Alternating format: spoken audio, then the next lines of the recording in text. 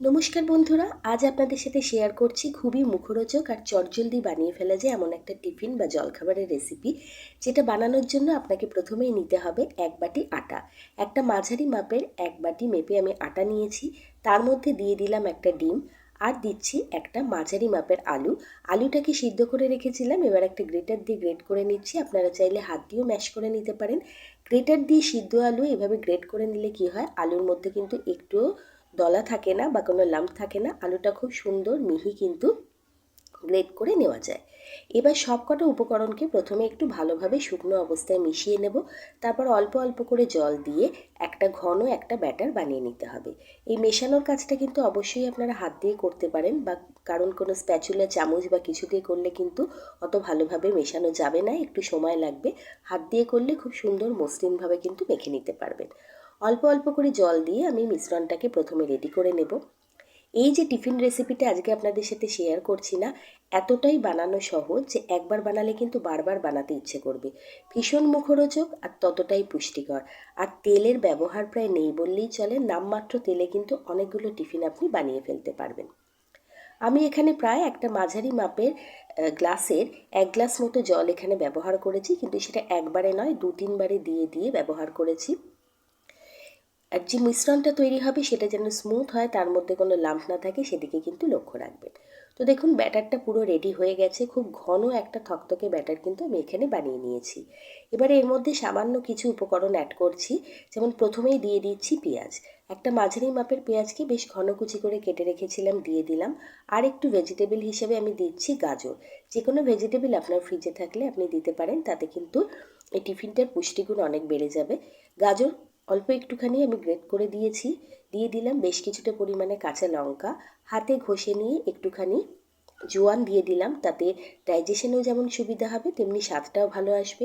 সামান্য একটু জিরের গুঁড়ো আর স্বাদ অনুযায়ী দিয়ে দিলাম নুন। ব্যাস, আর কিছুই কিন্তু দেওয়ার প্রয়োজন পড়বে না। যদি ভেজিটেবল দিতে না চান, অ্যাভয়েড করতে পারেন। যত সবজি দেবেন খেতে ততটাই ভালো লাগবে। আর এটা বানানো কিন্তু খুব সহজ, আর বাচ্চাদের তো সবজি খাওয়ানো অনেকটাই ঝকমারি কাজ হয়ে যায়। এইভাবে বানিয়ে দিলে কিন্তু বাচ্চারা খুব খুশি খুশিভাবে খাবে। এটা কিন্তু যারা ওয়েট লস জার্নিতে আছেন তারাও খেতে পারেন। খুব ছোট বাচ্চা থেকে শুরু করে বয়স্ক মানুষরাও খেতে পারেন। আর যেহেতু ময়দার পরিবর্তে আটা ব্যবহার করা হয়েছে, সুতরাং হজমের কিন্তু কোনো রকম কোনো অসুবিধা হবে না। সব কিছু খুব ভালোভাবে মিশিয়ে নিয়েছি। এবার আপনাদের দেখিয়ে দিচ্ছি ব্যাটারের ঘনত্বটা। দেখুন, বেশ ঘন থকথকে একটা ব্যাটার কিন্তু বানিয়ে নিতে হবে, বেশি পাতলা করলে চলবে না। কোনো বেকিং সোডা, কোনো বেকিং পাউডার, খাই সোডা কিচ্ছু দেওয়ার দরকার নেই। ব্যাটার রেডি হয়ে গেছে। এবার একটা ননস্টিক প্যানের ওপরে 1 থেকে 2 ড্রপ মতো তেল দিয়ে তেলটাকে চারিদিকে ভালোভাবে লাগিয়ে নিলাম।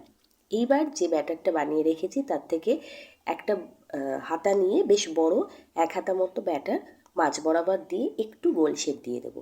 ব্যাটারটা যখন ছড়াবেন না, একটা জিনিস লক্ষ্য রাখবেন, একদম যেন পাতলা না হয়, তাহলে কিন্তু ফ্লিপ করার সময় অসুবিধা হবে। আবার যেন খুব মোটাও না থাকে, এরকমভাবে কিন্তু ব্যাটারটাকে ছড়িয়ে দিতে হবে। তারপরে গ্যাসের ফ্লেমটাকে মিডিয়াম টু হাইতে রেখে ঢাকনা চাপা দিয়ে 1 মিনিটের জন্য এইভাবেই ছেড়ে দেবো। 1 মিনিটের মধ্যে কিন্তু নিচের দিক থেকে খুব ভালো মতো সেঁকে যাবে, আর ওপরের দিকটাও পুরো শুকিয়ে যাবে। আর এর মধ্যে যে পেঁয়াজ রয়েছে, যে গাজর রয়েছে, এগুলো কিন্তু খুব ভালো মতো নরম হয়ে সেদ্ধ হয়ে যাবে। এবার ঢাকনাটা সরিয়ে নেওয়ার পরে ওপর থেকে আবারও 2 ড্রপ মতো তেল দিয়ে স্প্যাচুলা দিয়ে তেলটাকে পরোটাটার ওপরে খুব ভালোভাবে ছড়িয়ে দিয়ে এটাকে ফ্লিপ করে দিচ্ছি। এবার ফ্লিপ করে দেওয়ার পরে গ্যাসের ফ্লেমটাকে হাই করে দেবো, যাতে নিচের দিকটা বেশ কড়া ভাজা হয়। যদি কড়া ভাজা পছন্দ করেন, একটু বেশি ভাজা পছন্দ করেন, তাহলে গ্যাসের ফ্লেমটাকে হাই করে দিয়ে একটু বেশি সময় চেপে চেপে ভাজবেন। আর হালকা ভাজা পছন্দ করলে মিডিয়াম ফ্লেমে এদিক ওদিক করে নাড়িয়ে নিলেই হবে। দেখুন, খুব সুন্দর কিন্তু কালার এসছে, দুদিক থেকেই খুব সুন্দর লাগছে দেখতে।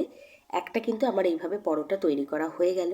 খেতে যেমন সুস্বাদু, বানানো ততটাই সহজ আর পুষ্টিগুণে সমৃদ্ধ। অবশ্যই বানাবেন, আর আমাকে কিন্তু কমেন্টে এসে জানাবেন আপনার এবং আপনার প্রিয়জনদের খেতে এটা কীরকম লাগলো। সকালের হাজারো ব্যস্ততার মধ্যে আমাদের মাদের কিন্তু চিন্তা থাকে বাচ্চাদের টিফিনে কী দেবো যেটা খেতে ভালো হবে, তার সাথে যেন বাচ্চার পুষ্টিটাও ভালো মতো পায়। এই টিফিন রেসিপিটা কিন্তু একদম পারফেক্ট বাচ্চাদের জন্য। ডিম আছে, আলু আছে, গাজর আছে, অন্যান্য যে কোনো সবজি আপনি দিলে সেটাও থাকবে, তার সাথে আটা, যেটা হজম করতে কোনো রকম অসুবিধা হবে না। একদম ছোট বাচ্চা থেকে বয়স্ক মানুষ সবাই নিশ্চিন্তে খেতে পারবে। আর এটা অনেক দীর্ঘ সময় পর্যন্ত তুলতুলে নরম থাকে। একটুও শক্ত হয়ে যায় না। যদি লং জার্নিতে যাচ্ছেন তাহলেও কিন্তু এটাকে বানিয়ে সাথে করে নিয়ে যেতে পারেন। অনেক সময় পর্যন্ত অতটাই নরম থাকবে, কিচ্ছু লাগবে না সাথে খাওয়ার জন্য, না সস না চাটনি, শুধু মুখেই খেতে এটা ভীষণ ভালো লাগবে। আর যদি লং জার্নিতে এটাকে করে নিয়ে যেতে চান তাহলে আমি বলবো অবশ্যই একটু তেলের পরিমাণ বেশি দিয়ে ভাজবেন, কারণ এটা আটা দিয়ে তৈরি। আটার পরিবর্তে আপনারা ময়দারও এখানে ব্যবহার করতে পারেন। প্রত্যেকটা পরোটা দেখুন পারফেক্ট তৈরি হয়েছে এবং টেক্সচারটা দেখুন খুবই লোভনীয় হয়েছে।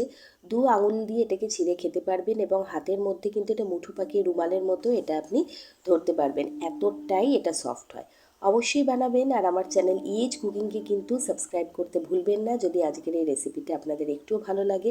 একটু বেশি ভালো লাগলে অনুরোধ করব বন্ধুবান্ধব আত্মীয় পরিজনদের সাথে শেয়ার করার জন্য।